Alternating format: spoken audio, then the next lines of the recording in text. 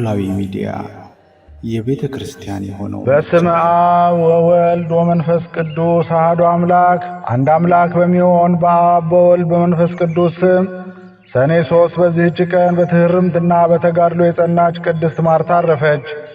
ይህችም ቅድስት ከምስር ተወላጆች ውስጥ ነበረች።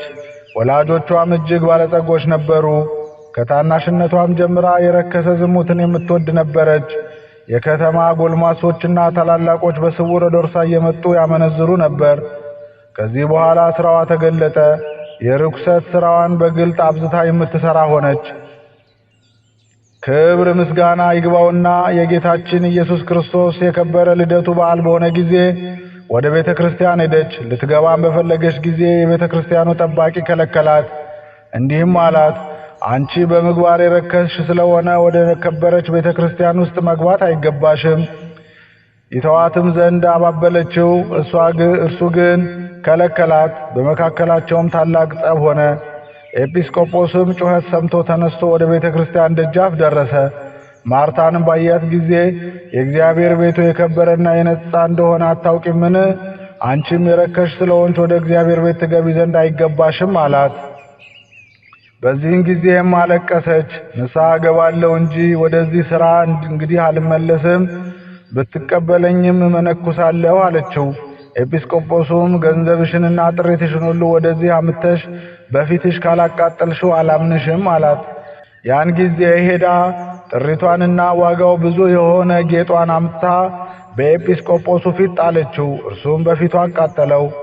ከዚህ በኋላ የራስዋን ጠጉር ተላጨች። ኤጲስቆጶሱም ማቅ አልብሶ ወደ ደናግል ገዳም ላካት። በዚያም ታላቅ ተጋድሎን በፍጹም ልቧ ጀመረች። ነፍሷንም እንዲህ እያለች ትገስጻት ነበር። በጭቃና በድንጋይ ወደ ታነጸው ቤት ለመግባት ካልተውሽ በብርሃን ወደ ተሰሩ ቤቶች ለመግባት እንዴት ትሆኛለሽ? ሁለተኛም በጸሎታ አቤቱ ቤተ ክርስቲያንህን ከሚጠብቀው የደረሰብኝንም ኀፍረት ልሸከመው ያልቻልኩ እኔ በቅዱሳኑ መላእክቶች ፊት አታሳፍረኝ አለች። ይህች ቅድስት ሰይጣን ድል እስካደረገችው ድረስ 25 ዓመት ስትጋደል ኖረች። በዚህም ሁሉ ከገዳም ግቢ ወደ በር አልወጣችም። ከዚህም በኋላ በሰላም አረፈች።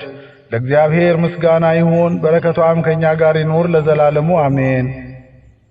ሰላም ለማርታ ጥዕምተ ዝርኮ ዜና ዘተጽሕፈት ሰቀ በአልባሰ ወርቅ መኒና አመ ገሰጻ ኢትባ ውስተ ቤተ መቅደስ እንበለ ንጽሕና እስከነ ሞቶ ለእኩይ ህሊና አቃቤ ሆህት ምክንያተ ኮና።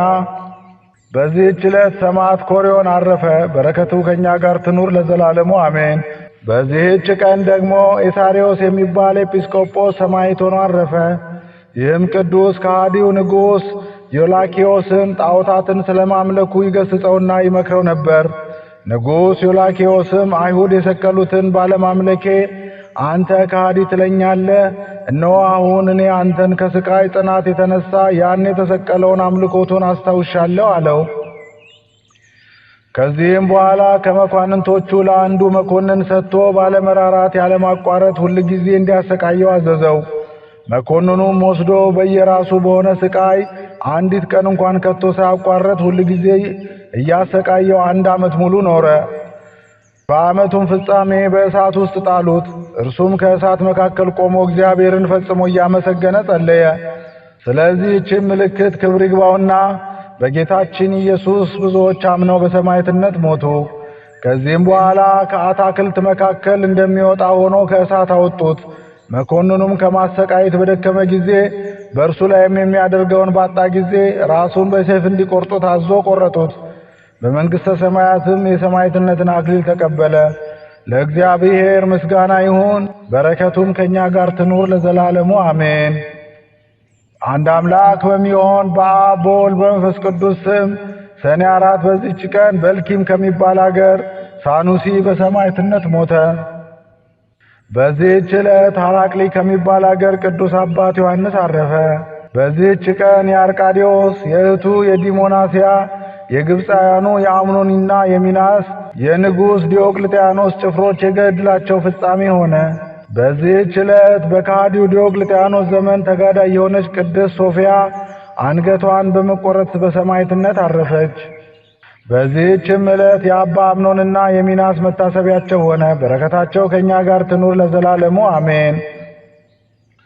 ዛቅረብኩ ማሌተ አዘኪሬ አይላፈ እምለተ ጸምዱከ ዘልፈ ለላነብ ተወከፍ ዘንዴተ መጻፈ እንተረሰይከ እግዚኦ ጸሪቀ መበለት ውኩፈ እምላቡ ብኡላን ዘተርፈ ነቢያት ቅዱሳን ወሐዋርያት ሰባኪያን ሰማዕት ወጻድቃን ወመላእክት ትጉሃን ደናግል አዲ ወመነኮሳት ሄራን ባርኩ ባርኮ ጉባኤ ዛቲ መካን እስከ አረጋዊ ልሂቅ ወንዑስ ሕፃን ለዘ ጸሐፎ በክርታስ ወለዛ ጸሐፎ ዘይደርስ ለዛ አንብቦ ወለዘ ተርጎሞ በልሳን ሐዲስ ወለዘ ሰማ ቃሎ በዝነ መንፈስ በጸሎተ እሙ ማርያም አራቂተ ኩሉ እምባይስ ቡረ ይማረነ ኢየሱስ ክርስቶስ። የቅዱሳን አባቶቻችን እናቶቻችን ጸሎታቸው በረከታቸው አማላጅነታቸው አይለየን። አሜን።